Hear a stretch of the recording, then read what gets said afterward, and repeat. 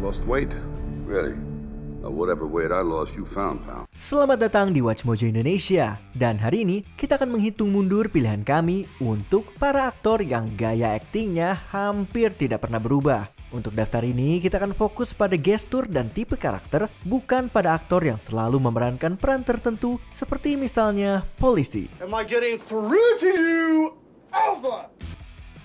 Nomor 10, Arnold Schwarzenegger. Namanya sering terpampang besar di poster film, bahkan kadang lebih besar dari judul film itu sendiri. Come with me if you want to live. Saat kamu tahu akan menonton film Schwarzenegger, kamu juga sudah bisa menebak seperti apa akting yang akan kamu dapatkan. Ia akan menjadi pria kuat dan tangguh, atau pria sensitif yang juga tangguh. You son of a bitch. What's the matter? The CIA got you pushing too many pencils? Rentang perannya memang ada, tapi sangat sempit. Dari nada bicara datar sampai sedikit bersemangat. Cara bicaranya sangat langsung, bahkan terasa mekanis di film-film awalnya. Dan itu bukan hanya saat ia memerankan cyborg. Tapi entah kenapa, untuk Arnie, gaya ini berhasil. Baik di film aksi maupun komedi, penonton tahu apa yang akan mereka dapatkan darinya. Dan ia selalu memenuhinya. I have a headache. It might be a tumor. It's not a tumor. Nomor 9, Jesse Eisenberg. Apa kesamaan antara Mark Zuckerberg, pendiri Facebook di dunia nyata, dan Lex Luthor, musuh Superman di dunia fiksi? Boys, Bruce Wayne meets Clark Kent. I love it. I love bringing people together. Keduanya sama-sama canggung, agak gelisah, dan berbicara dengan percaya diri yang nyaris arogan. Setidaknya begitulah kesannya jika kamu menonton Jesse Eisenberg memerankan mereka. I believe I deserve some recognition from this board. I'm sorry? Yes. I don't understand. Which part? You deserve recognition.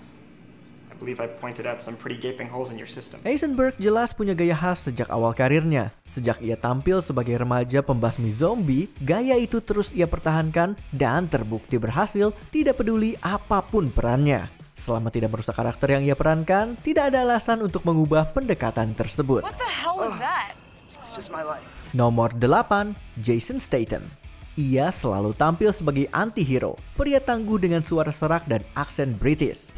That's right. Cara bicaranya tenang, dingin, dan terkontrol, bahkan saat karakternya harus berlari sambil mengacungkan pistol demi menjaga adrenalin tetap tinggi agar tidak mati. Entah bagaimana, Jason Statham bisa membuat elemen cerita yang terdengar aneh itu menjadi masuk akal berkat gaya aktingnya. See what comes of breaking the rules. Meski sesekali ia mengambil peran berbeda untuk memperluas jangkauan aktingnya, hal itu tetap menjadi pengecualian. Sutradara Guy Ritchie yang sudah lama bekerja sama dengannya bahkan sering membuat karakter khusus yang sesuai dengan gaya khas Statham. You could fall in love with an orangutan in that. You want a pint? Go to the pub. I thought this was a pub. It's a Samoan pub.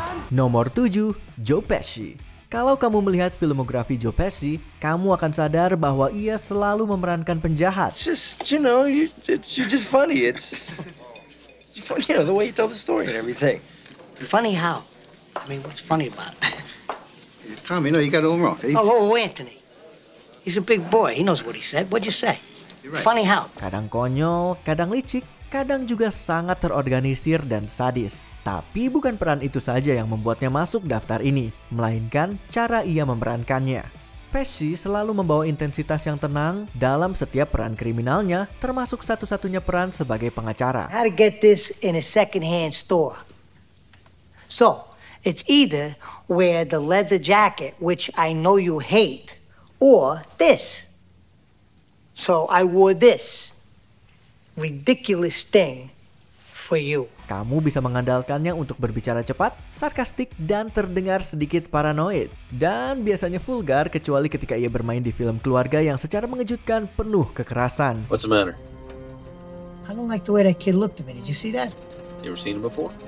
I saw 100 kids this week. Dengan pendekatan seperti ini, Pesci berhasil mencuri perhatian dan tetap berkualitas. Tidak heran ia pernah memenangkan Oscar. Nomor 6, Dwayne Johnson. Sejak kemunculannya di luar ring WWE dalam Star Trek Voyager hingga menjadi bintang utama di franchise besar seperti Jumanji dan Fast and Furious, Dwayne Johnson selalu konsisten. They like speed and guaranteed to go down the hardest possible way. So make sure you got your underwear on. We find them, we take them as a team, and we bring them back. And above all else, we don't ever let them get in the cars. Ia punya karisma yang terlihat jelas dari gestur tubuh hingga gaya bicaranya. Bahkan saat mengisi suara pun, gayanya tetap terbawa. Aktor lain dalam daftar ini mungkin akan menganggap konsistensi semacam itu sebagai hal yang negatif atau sesuatu yang perlu diubah. Tapi tidak dengan Johnson. No comment. But yes. Ia justru menjadikan persona larger than life itu sebagai ciri khasnya. Sebuah merek pribadi yang tampaknya tidak akan ia tinggalkan. We choose every day who we want to be. With big decisions and little ones. And every one of them matters. Nomor 5, Jack Black. Bukan berarti ia selalu memerankan dirinya sendiri. Itu hanya benar-benar terjadi di film Tenacious D. From now on, we will be known as Tanakh. Tanakh? What's that? It's a sign. A legacy.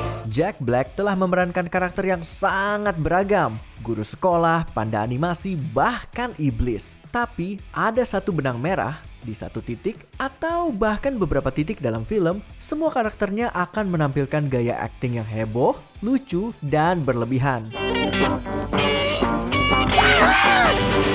Dengan kata lain, penampilan khas Jack Black. Seolah-olah Jack Black memerankan karakter-karakter yang kemudian berpura-pura menjadi dirinya selama beberapa menit. Memang ada beberapa pengecualian, tapi gayanya tetap terpancar.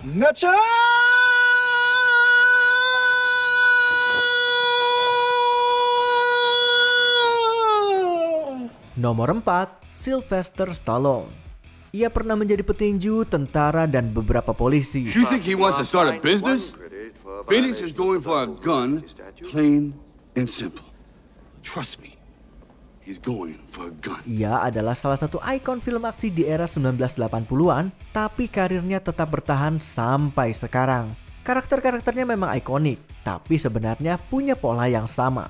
Bangkit dari keterpurukan dan menjadi pahlawan yang tak terduga. Sylvester Stallone memainkan semuanya dengan suara serak dan ritme bicara khas yang ia bentuk karena kondisi fisiknya. Yeah, I hear you're the second best cop in LA. That's funny. I hear the same thing about you. No, just stay off my case. What makes it your case? I've been on for 3 months. That makes it my case. Proses kelahirannya yang sulit membuat sebagian wajahnya lumpuh dan itu memengaruhi cara berbicaranya. Tapi, ia berhasil membangun persona layar lebar yang kuat sebagai aktor. Okay, Church, what can I do for you? In a minute.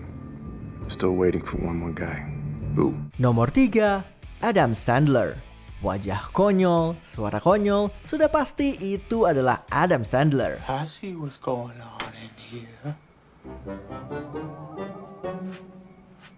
So sorry to interrupt.